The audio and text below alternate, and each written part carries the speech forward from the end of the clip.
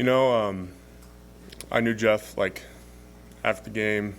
I know Jeff. He's a guy that he's going to wear the weight of the team on his shoulders. He's the type of guy that wants to succeed so much, and I knew he would bounce back. He's bounced back phenomenally, and it was the first game and his first time playing at Nebraska. So there was always going to be a lot to clean up, and it was a tough loss, but there was a lot of positives we could go on from now on.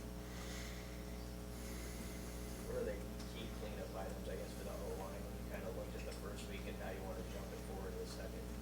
Yeah, I think, again, like I said, it was first game. There's a lot of things we need to clean up. Just small technique issues, making sure our eyes in the right gap and pass protection, staying balanced in pass protection. We gave up 2 sacks there in the third quarter, and just making sure we're finishing on our guys. We had that last play, that that fumble. We wouldn't have a fumble there if the line just finished on their guys. So.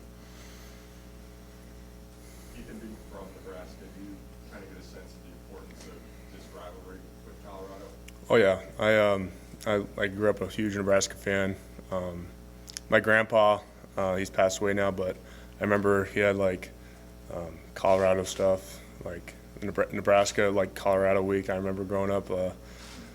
That was huge. That Oklahoma and Miami, those were the guys that we never really played when I was growing up, but I just would hear legends of the rivalry, all the rivalries we would have. So yeah, it was. I'm excited. I was there in 2019 and was a freshman and didn't play that game. So it'd be really it's gonna be awesome to just play against them this year. So. What do you remember about that environment in 2019? You know, it was like going any. That was a big rival. The crowd's pretty. They don't like us too much, but I think the one thing that stood out last time was how much Nebraska fans were there, and I'm hoping this year's gonna be the same. I remember looking back, and we had like a sea of red. So yeah, it's gonna be bumping after they won against TCU, and then for us, close game against Minnesota. It's gonna be a good atmosphere. You watched the first Nebraska game you ever went to away from home. I know it was as a player, but did you ever go anywhere before that?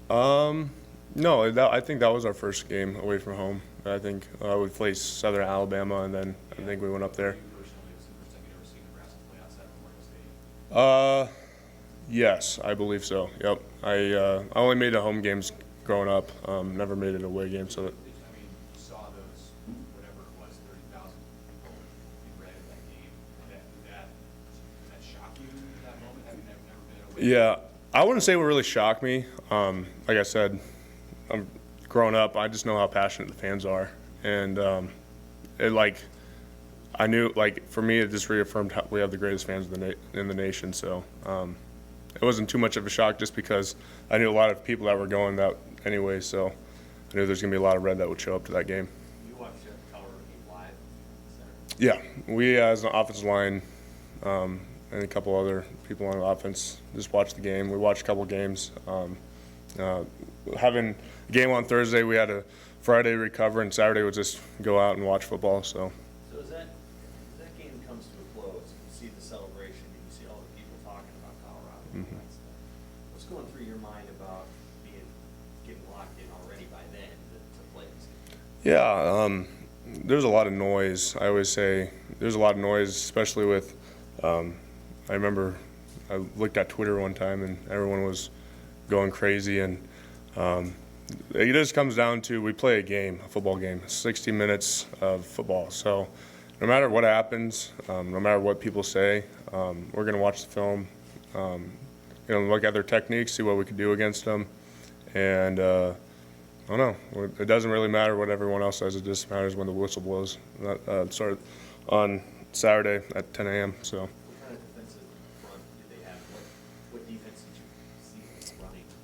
Yeah, so they kind of throw a lot of, they have odd, even, a lot of different fronts.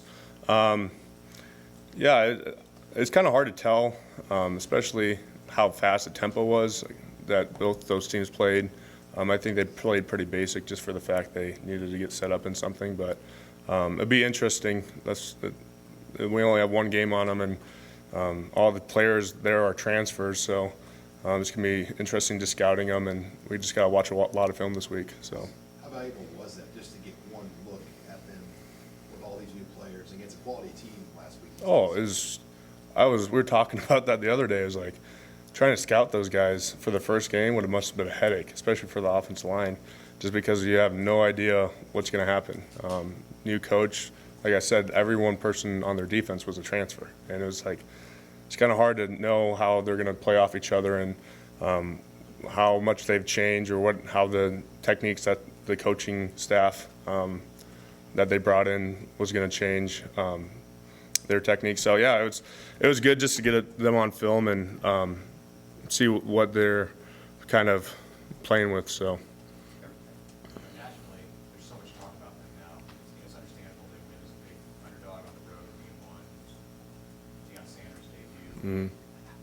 How is that perceived here? Do you think guys take notice of the fact that they're getting so much of the attention this week leading into it? Yeah, I think especially younger guys being first time exposed to college football, that's probably what they're looking at on Twitter and stuff. But like one thing I liked about Deion, he always says it's about us, and that's the same mindset we have.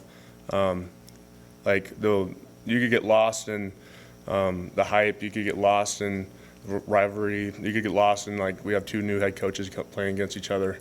But at the end of the day, it's all about us. We control what we can control, and the outcome from there is going to play itself out. So. Is there any freedom in being the underdogs this week? I mean, in a lot of different ways.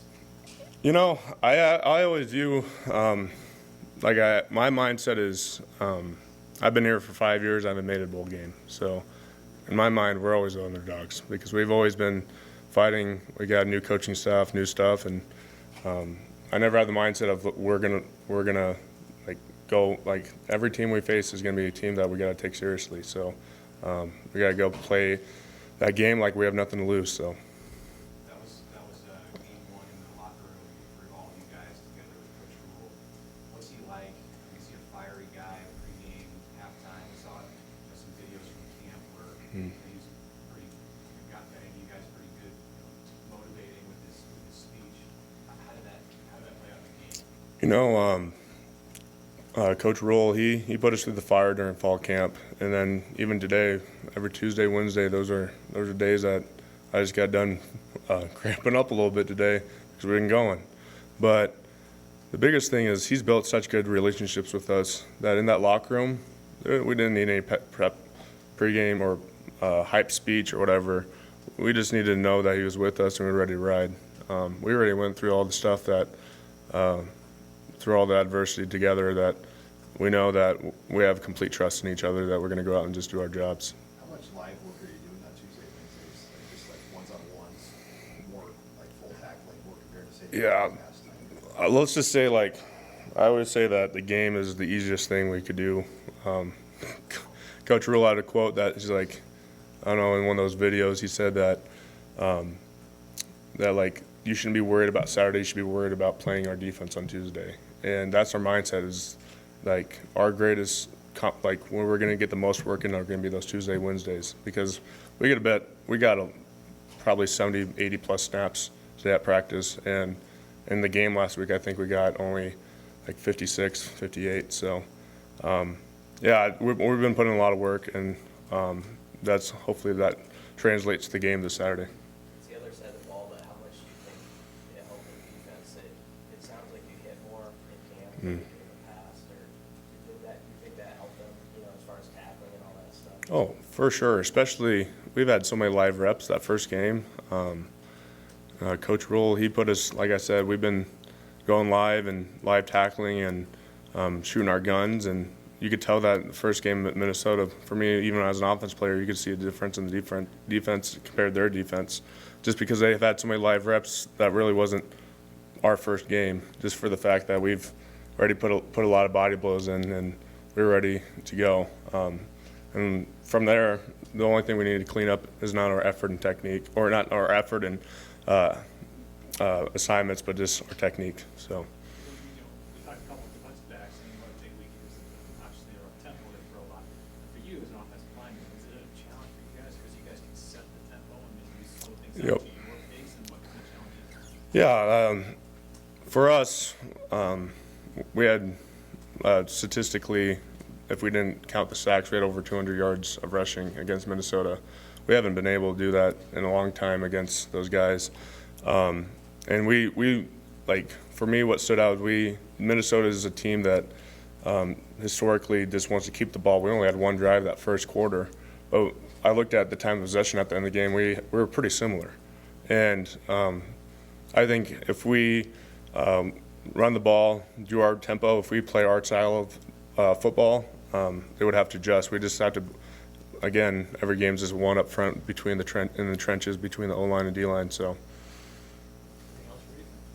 Ethan, Coach Rose talked a lot this week in practice, and it's just football.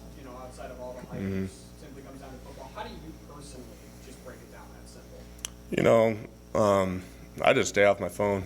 I don't look at anything that anybody's saying against us. No, I'm not looking at anything that the TV. I watch the games. We'd put the TV on mute because we're not even going to listen to announcers because it doesn't matter what's being said. The film speaks for itself. So you just gotta.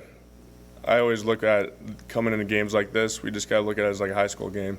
Like you're just gonna go out there and play with the boys. So.